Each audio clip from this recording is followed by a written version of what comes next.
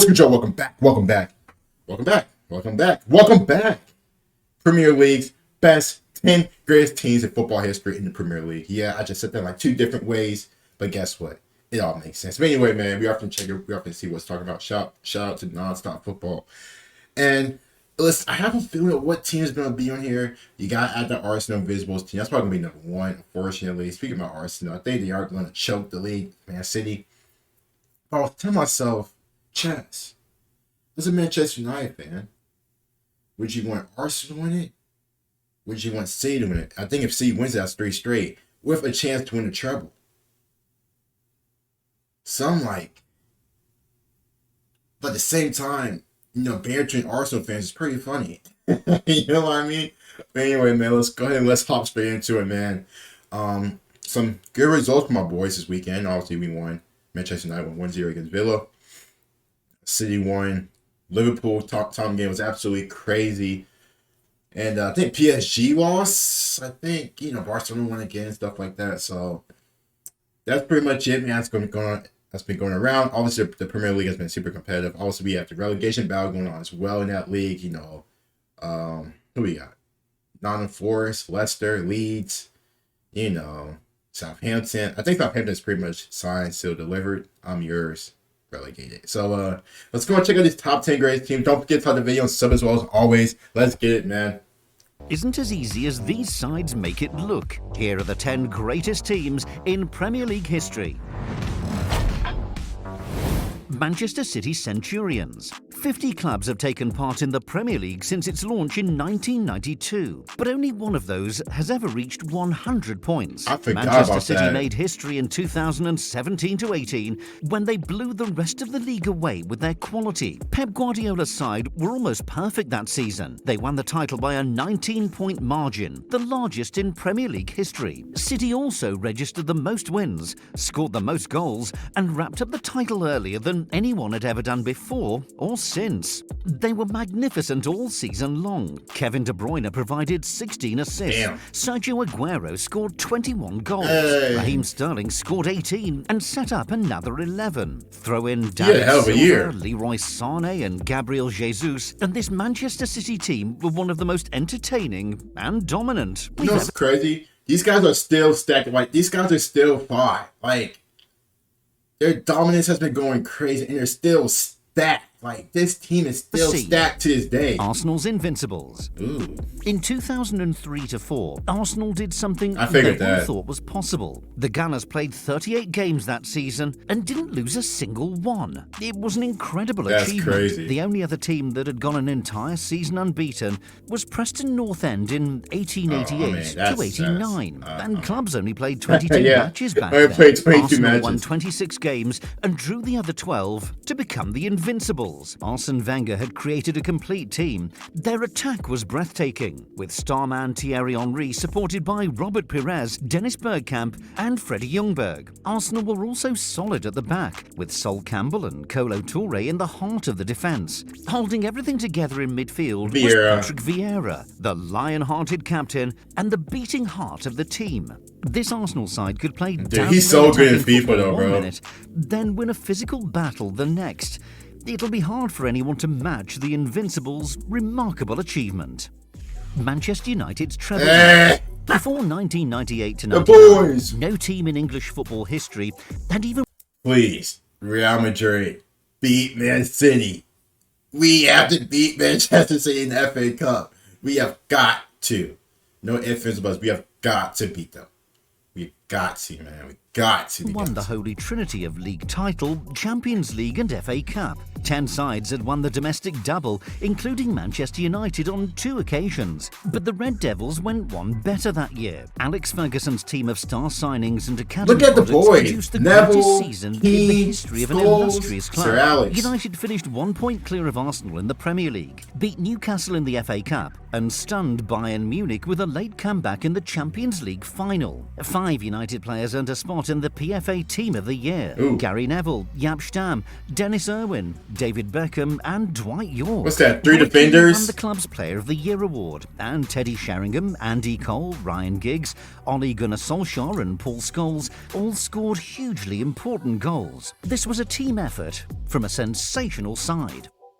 Leicester's underdogs. Oh yeah, can't forget about these Before the start guys. of the Can't forget about 2015-16 these guys. season, Leicester were 5,000 to 1 outsiders to win the Premier League. Many pundits tipped them for relegation and said Claudio Ranieri would be the first manager sacked. Instead, a team of unfashionable players Conte. led by a journeyman manager produced the most extraordinary footballing fairy tale we've ever seen. With a counter-attacking style and a ferocious team spirit, Leicester started the season well and just kept on winning. They went top of the table in the middle of January and didn't move for the rest of the season. That's crazy. Jamie Vardy, who terrorised defenders with his pace, scored 24 goals. Jeez. Riyad Mahrez provided flair and invention on the wing, and N'Golo Kante showed the world how effective he is as a ball-winning Kante. midfielder. In the end, Leicester finished 10 points clear of second place. They only lost 3 games all season. Leicester weren't just underdog champions, they were deserved champions too.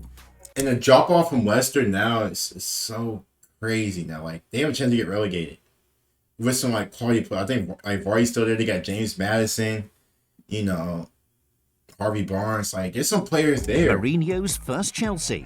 Jose Mourinho won 3 Premier League titles at Chelsea, but his best team was his very first one in 2004-05. Only one team managed to defeat them, Manchester City, thanks to a Nicolas Anelka penalty. Wow. Chelsea came so close to having their own invincible season. It was hard enough to score against the Blues, let alone beat them. Chelsea only conceded 15 goals that campaign, less than half the 15? number let in by second-placed Arsenal. It's comfortably the best defensive record in Premier League history. Petr Cech was outstanding in goal, but he often didn't have a lot to do. That's because of the solid centre-backs in front of him, John Terry and Ricardo Carvalho, who were themselves protected by Claude Makelele. Chelsea were excellent defensively, but they weren't a defensive team. Arjen Robben and Damien Duff dazzled on the wings. Robben? Didier Drogba and Ida Gudjohnsen scored When did Robben play for 16 goals Chelsea? each. Frank Lampard did even better with 19. Mourinho's first Chelsea team was one of the Premier League's best ever.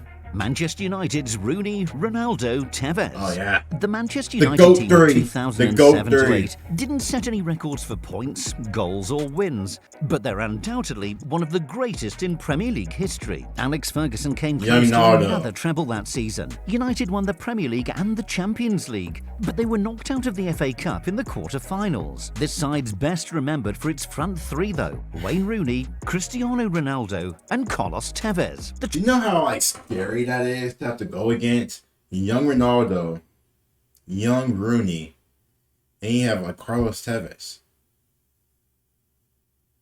Dude, just you got to pray the night before. Pray the night before. trio hit it off from the We start. coming. They We coming. interchanged positions and linked up whenever they could. Rooney, Ronaldo and Tevez scored 57 of United's 80 goals. That's like over 50%. Opponents just couldn't cope with their speed, skill and interplay. Those 3 were the stars, but this team was packed with talent. Edwin van der Sar, Rio Ferdinand, Paul Scholes, Nemanja Vidic, Patrice Evra, Michael Carrick. The list goes The on. team and is on. just that. Keep naming Jurgen them. Klopp's Liverpool. Oh God. It took a while for things to click for Jurgen Klopp at Anfield, but once they did, the result Emperor pull was his hammy? spectacular. Liverpool reached back-to-back Champions League finals, then finally ended their 30-year wait for the Premier League title. Liverpool could have crumbled that year. The previous season they'd reached 97 points, but still failed to win That's the title. crazy. It That would have is been tempting crazy. to think fate was conspiring against them. But Klopp didn't worry. He knew his team was moving in the right direction. In 2019-20, they got 99 points, and no other team got anywhere near them. Liverpool wrapped up the title with 7 games remaining,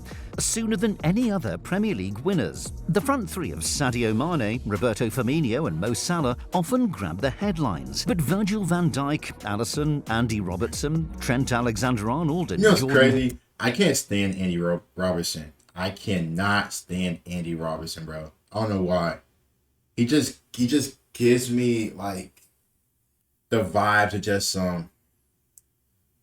like he just somebody like he's one to just like you know like just hit like Like, I can't stand him for some reason. I don't know Henderson why. all made huge Probably because he's contributions good, too. but still. Klopp's heavy metal football ended Liverpool's excruciating 3-decade wait. Manchester United's first double. You know, it might be hard to believe now. Was it our Alex third time on Ferguson here? was under pressure early in his Manchester United career. Some fans demanded he was sacked because of the lack of trophies. Ferguson won his first league title in 1992 to 93. Give him The team that time. retained the championship the following season was even better. United won the FA Cup in 93 to 94 to complete a domestic double. The magnificent Eric Cantona was Hey, the star the of the boy, team. He played in a Cantona. withdrawn position behind Mark Hughes, dropping between the lines to bamboozle opposition defences. Playing in the number 10 role wasn't so common in those days, Damn. when most English teams played 4-4-2. This United team had a really strong spine. Giggs. Roy Keane and Paul Ince took no prisoners in midfield. Steve Bruce and Gary Pallister were solid in defence, and Peter Schmeichel was quickly becoming one of the best goalkeepers in the world. United racked up 92 points and finished 8 clear of Blackburn in second place. Fergie was up and Blackburn. running at Old Trafford. Jack Walker's Blackburn. When was Before this? Roman Abramovich and Sheikh Mansour bought into English football, Jack Walker was the Premier League's most well-known benefactor. The boy had Blackburn fans splash for the cash after taking over at Ewood Park in 1991. 4 years later, in 94 to 95, Rovers were the Premier League champions. Under the management of Kenny Dalglish, Blackburn held up a strong challenge from Man United to win the title. They lost their final game to Liverpool, but it didn't really matter because United dropped points against West Ham the same day. I don't know anything about this Blackburn team, but I mean, there's some teams back in won it. You know, there were some good teams. You know, Blackburn. I think Newcastle was a force back then as well. That's it. That's all I know. That's all I know. This Blackburn team is best remembered for its strike force, SAS, Shearer and Sutton. Chris Sutton chipped in with 15 goals, but Alan Shearer was the star. He scored 34 goals in Dang. 42 games I know to follow him. Blackburn to their first league Because title since 1940. He played for Newcastle. Mancini's Manchester City.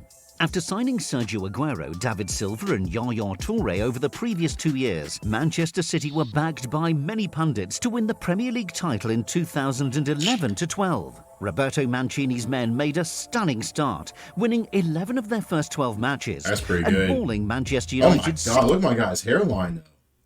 start, winning 11 of Golly, let's kite.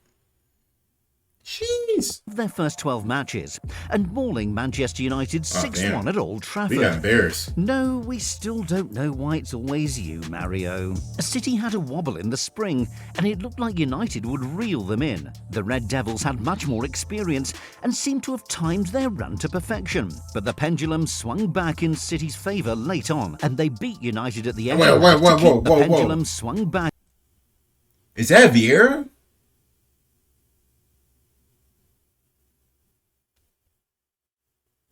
When did you play for City? In City's favour late on, and they beat United at the Etihad to keep their fate in their own hands. Yet City almost threw everything away on the final day. They only needed to beat relegation battlers QPR at home to win the title. But Mancini's side somehow went 2-1 down. Edin Dzeko scored a header in stoppage time to make it 2-2. That's And then, crazy. well, you know the rest. Over to you, Martin Tyler.